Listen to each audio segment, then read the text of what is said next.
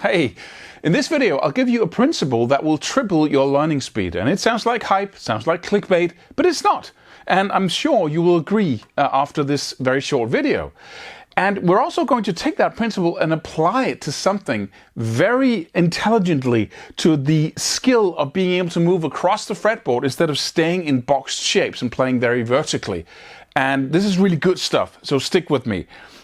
First of all, what's the principle? Well, it's the simple principle that if you build on something you know already and you attach new stuff to something you master, then you will develop at least 3 times faster.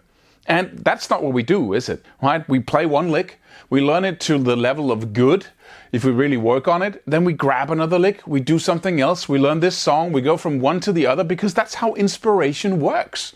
We get inspired by new things. Oh, that sounds great, let me learn that. And we never really build on what we know already, and that really decreases your learning speed drastically. I know it's fun, right? And it's how our brains and our inspiration works naturally, but it's also extremely counterproductive. So what you really have to do is work against that. And you have to become inspired by this principle. Instead of being inspired by a million things, you get inspired and think, okay, let me just try this principle out and see what happens. And once you see how well it works, you're just going to say, okay, what else can I do? How fast can I become better when I use this principle even more? And then you go from being inspired by lots of things to being inspired by one thing. And that really works. So what do I mean? Just a small example. Let's say you learn a lick, right? And instead of going to the next lick and the next lick, you can take something that you usually play when you pick up your guitar and you start playing that first position blues scale shape. Right, your favorite lick. Well, build on that. See if you can develop that. Put new notes to it. See if you can add some stuff from other licks to that same lick. It's like you have one little lick and then you add stuff to it. And that's an exponential growth curve suddenly, because you're building on something you know already. It's like learning a language. Instead of learning a little bit of restaurant dialogue, a little bit of this dialogue over here, you develop the same thing. Also, what it does is it gives you confidence.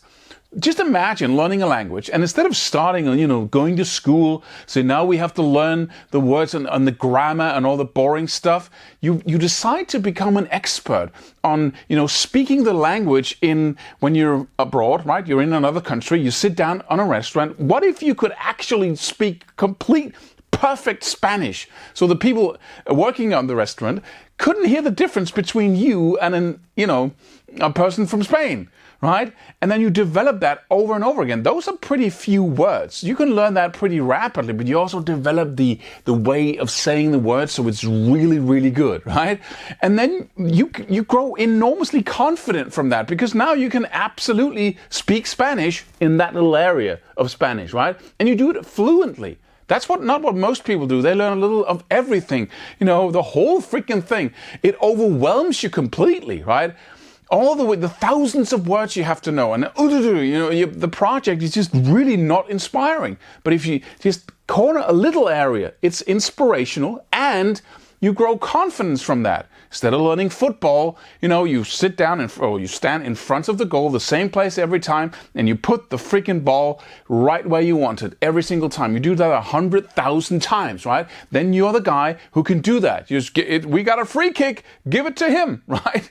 And then suddenly you have some real value. You're the best at something. Gives you enormous confidence. So just imagine developing the same lick in that way. Then you can grow entire soloing skills just from one thing. And I promise you, if I got one guy over here who's practicing licks like most people and scales, right? Just like in every area, whatever inspiration leads you to learn. And then this guy over here who's developing the same freaking lick over and over again, adding new stuff to it, he will grow exponentially. Really rapidly. You won't be able to hear. It's just like, oh, he's got enormous amounts of talent over here. Wow, what a natural born guitarist, right? And him over here will just be, normal. So let's be very practical here. Let's apply it to moving across the fretboard within the minor pentatonic scale. And here's my point. If you know the first position minor pentatonic shape, right? then within that one shape is the information for how to play all the other shapes as well. Really. You don't need any charts, you don't need theory, you just need a quick little system that I developed that will absolutely make you go from knowing something very well, which is the first position minor pentatonic, and then expanding that knowledge, building on it, taking what you know, and then laying out all the other shapes. Is that interesting? I hope it is. And if you learned the shapes to some degree, so you already know the 4 shapes or the 5 shapes, then you can really use this to every time you hesitate, you know exactly what's going on. And it's all in here. Building on what you know already will expand and develop yourself at least 3 times faster, sometimes 10 times faster. So let's look into this. I'm going to assume that you know the first position minor pentatonic shape. In this case, it's the E minor pentatonic in the 12th fret. That's right there. Why not build on the fact that you know this really well to learn all the shapes down the fretboard, or up the fretboard for that matter. But let's just start with the horizontal part. But let's say you start down here on the bottom 2 strings. You got the minor third and you got the whole tone right there.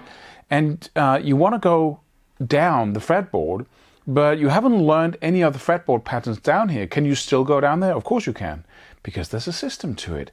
And if you go down in this direction on the 2 bottom strings, then it's absolutely the same as going down towards the floor to the 2 middle strings. So this shape here on the 2 middle strings with the 2 whole tone intervals, you'll find that down here as well. So if I'm anchoring myself at the minor third and the whole tone interval on the 2 bottom strings, then I can go down to the 2 whole tone intervals here, but I can also go down to the same notes 2 frets down.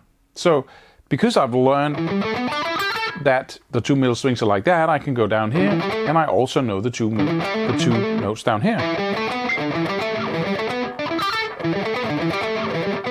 Same thing. Okay, so let's say you're on the 2 middle strings, and you can go down towards the floor to the top, all right? But you can also go down the fretboard and play the same notes here, but just down here.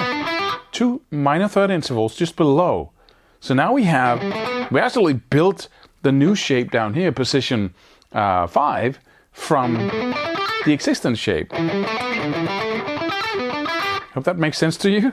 Then when I go to the top 2 strings, if I want to figure out what's down here in that direction, and I want to move to the other position, I'll find the same combination of notes down here as I have on the A and D string. Right? So on the A and D, I have 2 whole tone intervals in the shape I know, and I'll find the same 2 whole tone intervals down here.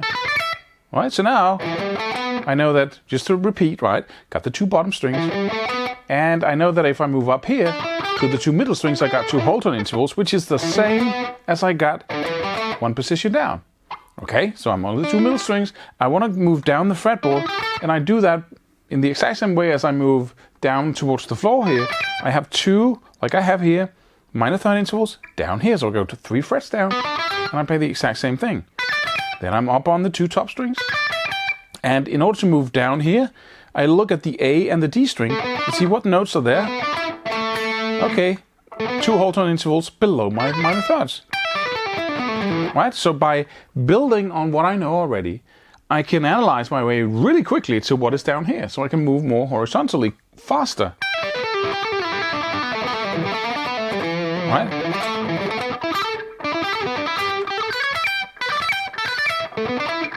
Right? So, but I can continue that, because now I know this shape. Right? Now I might want to play that alone for a couple of seconds, just so I got that down, I got position 5 down. Right, so if I start on the bottom 2 strings here, and I want to move down from the 2 bottom strings, I move in this direction, down the fretboard, I just look at what's on the 2 middle strings here. Okay, 2 minor third intervals, that means that below my 2 whole tones here, I got 2 minor third intervals. Right?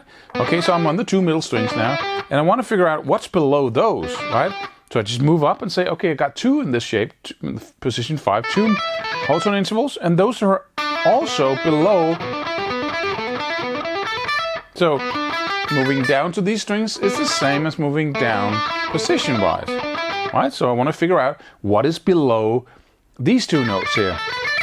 Well, then as I said before, I go to the A and the D string and say, I got a whole tone interval, and I got a minor third.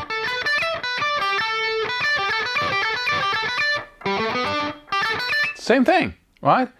So by using a little bit of intelligence and building on what I got already, I can pretty rapidly learn these shapes instead of learning them as 5 individual, totally unrelated shapes that I have to remember visually.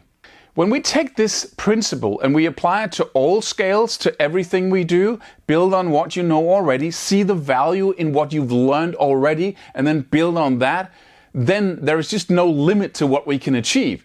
And if we don't use this principle, I promise you, you'll stay mediocre for the rest of your life. How's that for motivation, right?